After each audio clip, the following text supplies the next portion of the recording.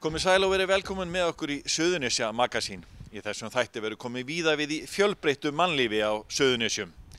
Keflvíski kynfræðingurinn Sigga Dögg hefur vakið athygli fyrir hispurslausa umfjöllun sína kynlíf. Í Sandgerði er leikið golf allan ársins hring og þar tók nýlega ung kona við formannsembættinu. En við hefjum leikinn í Reykjaneshöllinni, fyrsta knattspyrnuhúsi Íslendinga með eldri borgurum. Slaka á blöðin og fram. Það var mikil bylting og lyftistöngu í Reykjanesbæ þegar ný yfirbyggð knattspyrnuhöll opnaði fyrir rúmum áratug. Hún fékk nafni Reykjaneshöllin og hefur heldur betur sannað gildi sitt í æfingaaðstöðu knattspyrnufólks á Suðurnesjum. En það eru fleiri en knattlibrir Suðurnesjamenn sem nýta sér fyrstu yfirbyggðu knattspyrnuhöllina. Hún hefur til dæmis verið notuð í sýningarhald, en fyrir allnokkrum árum uppgötuðu einnig eldri borgarahúsið og nú mæta á hverjum degi á annað 100 manns í höllina og ganga þar sér til hressingar og heilsubótar. Og ekki alls fyrir löngu fengu göngumenn þá hugmynd að fá gamla knattspyrnuþjálfarann og íþróttakennarann Kjartan Másson til að vera með teygjuæfingar í höllinni. Það er gott með öllu lappinu. Puttana, hendurna fram, hreyfa, þumalinn líka. Hvernig er að byrja morgunin svona? Þetta er lúxus. Lúxus. Kann hann Kjartan eitthvað í þessu? Ég held að kunni mikið meira en þetta. Já, gott að fá hreyfinguna svona. Já, mjög gott. Virkilega flott. Og skemmtilegt að hitta fólki, eru þið duglega að mæta? Hverjum einasta mótni. Já. Við tæp 3 ár núna. Þannig að Reykjaneshöllin, það er nú meira gert þar heldur en að spila knattspyrnu? Já, mikið meira. Þetta er lúxus. Þetta er sko forréttindi, algjör. Og hafið þið gott af æfingunum? Já, mjög. Það er ekki spurning. Þetta hafa allir gott af þessu. Við erum bara ekki nógu mörg í dag. Við höfum verið hér yfir 60. Þú hefur nú verið duglegur að fylgjast með knattspyrnu í gegnum tíðina. Nú er, það er rótt að segja að það sé skemmtileg nýting á húsinu, ekki bara ungi knattspyrnumenn að þvælast hérna. Já, það er mjög gott. Það er mjög gott að vera hérna á mótana. Góður félagskapur og gott að vera hérna. En Kjartan knattspyrnuþjálfarinn, hvað segir hann? Ertu með einhverja fótboltaæfingar handa gamla fólkinu eða hvað ertu að láta þau gera? Það getur svo sem alveg verið það. Við erum bara að teygja hérna og hafa gaman og spjalla og fá kaffi og svona og það er alveg ótrúlegt hvað þau eru dugleg. Hvernig kom þetta til? Við hittumst í bakari, ég og einn aðilinn hérna, hann spurði mig hvort ég væri tilbúin að kíkja á þetta. Svo bara jókst þetta og jókst og tímanum fjölgaði. Þannig að svo var þetta bara alveg upp í 60 manns. Já. Þannig að þetta er bara gaman. Ég hef ekkert minna gaman af þessum þau. Og ég er nú ekki anskotum mikið eldri en þau. Kannski aðeins yngri? Já, pínu lítið, það er ekkert orðið mikið. Nei. Eru þið oft í viku? Við erum 3 í viku. Og klukka hvað? 9:30 á morgnana, eða rúmlega, já, 20 mínútur yfir til 9:30 byrja ég. Er þá fólki búið að vera að labba? Já, það er búið að vera að ganga og ég kem svo að teygja á þeim á eftir og svo halda mörg áfram að ganga.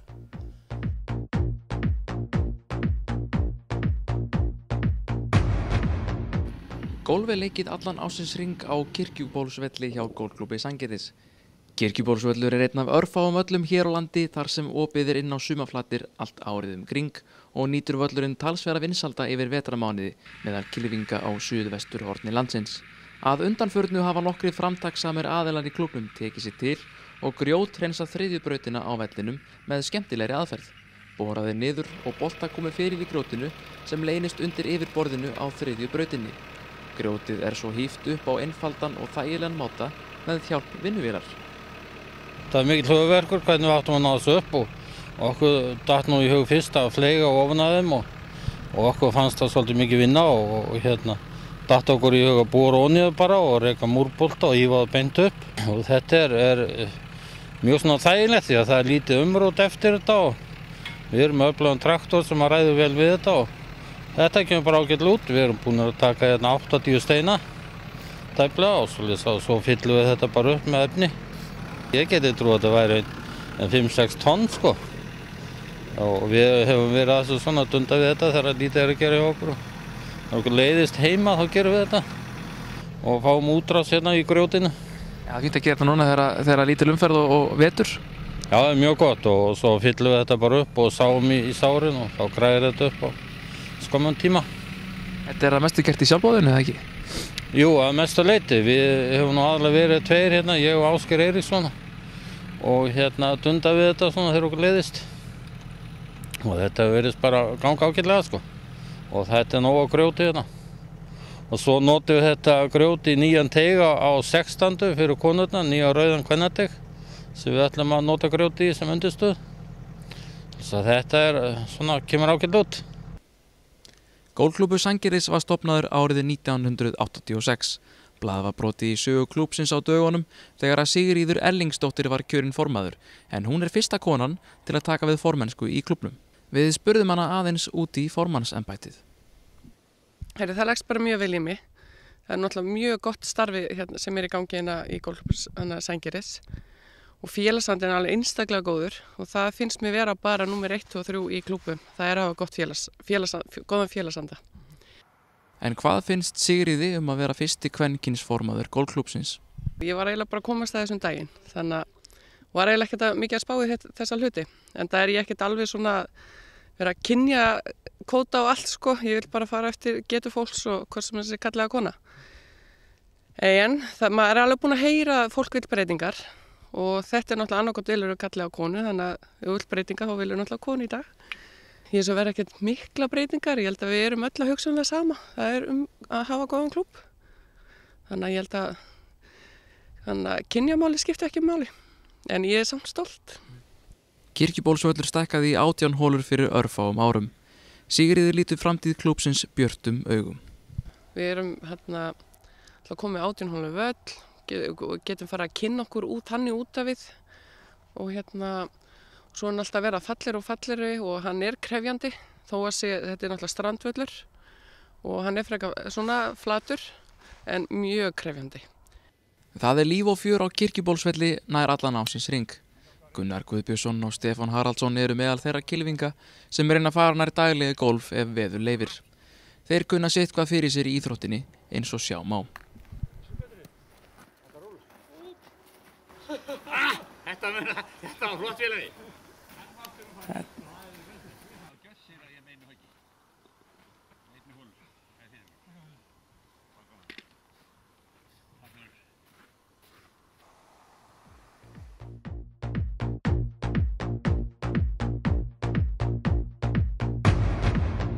Kynfræðingurinn og keflvíkingurinn Sigga Dögg hefur getið sér gott orð og vakið athygli fyrir hispurslausa umfjöllun kynlíf. Hún menntaður sálfræðingur frá Háskóla Íslands en hún stundaði einnig meistaranám í kynfræði við Curtis Háskóla í Ástralíu. Undanfarið hefur Sigga Dögg heimsótt framhalds- og grunnskóla landsins og haldið fróðlega fyrirlestra fyrir unglinga og foreldra þeirra. Á dögunum heimsótti Sigga Dögg Njarðvíkurskóla þar sem hún fræddi unglinga og foreldra þeirra kynlíf. Að sögn Siggu Daggar hefur unga fólki tekið vel í fyrirlestrana. Þau eru ótrúlega flott og opin, duglega að spyrja og taka yfirleitt virkan þátt. Sko. Þau eru bara, það er oft með að tala stundur svolítið dónalega unglinga eins og sé eitthvað svona sóðalega og afbrigðilega og öll skrítin. Þau eru bara ótrúlega flott. En mér finnst þau verið að spyrja nákvæmlega sem við hlutum og við rættum í mínum vinahóp þegar við vorum að ganga í gegnum þetta nákvæmlega sama, stíga okkar fyrstu skref. Sem mann kannski fyrst skrýta þegar maður hefði haldið að þau væri komið svo langt. Allt á netinu, eru búin að sjá þetta allt. En samt hefur þekkingin ekkert aukist. Þá kynfræðslu ábótavant í skólunum eða? Já, ég held að það sé alveg, það vita það allir á Íslandi sko. Hún bara, hver og einn skóli ræður raunni hversu mikla kynfræðslan veitir, hvaða efni hann kennir og hvað hann kennir.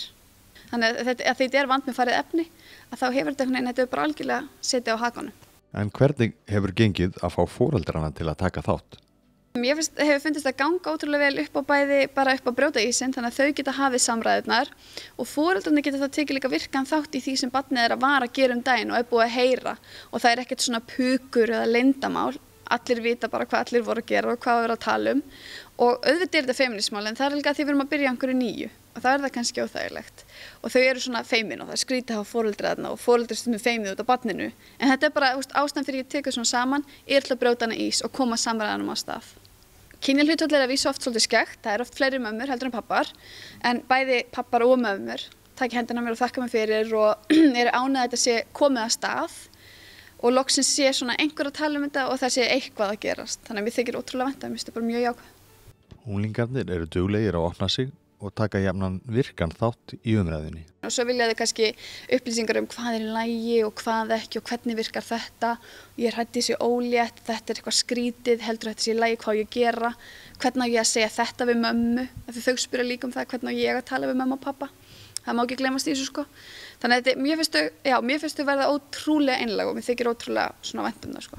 Náðu eitthvað tíman að sláðu út af laginu? Þau slá mig svolítið út af laginu þegar þau fara að tala eitthvað þar sem ég finnst vanþekkingin svo gífurleg. Þá slæðir það út af laginu eins og þegar einhver sagði svona hlæjandi, hei, hefur þér ekki verið nauðgað? Fannst þú ógeðslega fyndið. Það sló mig út af laginu því ég bara, veistu ekki hvað það er? Eða þau lýsa einhverju ofbeldi eins og einn strákur sagði í fullri einlægni. Já, en ég meina svo bara kaupa maður sér vændiskonu, það er ekkert mál. Við erum að tala grunnskólakrakka og þá var ég meitt bara svona, nei, það er nú ekki alveg svoleiðis, spjöllum aðeins saman. Og ég held að þetta sé ótrúlega mikið hitamál, það eru margir sem foreldrar vilja vita þetta, þeir vilja vera færir til að tala þetta og börnin vantar fróðleikinn, ég held að það sem bara nokkuð ljóst.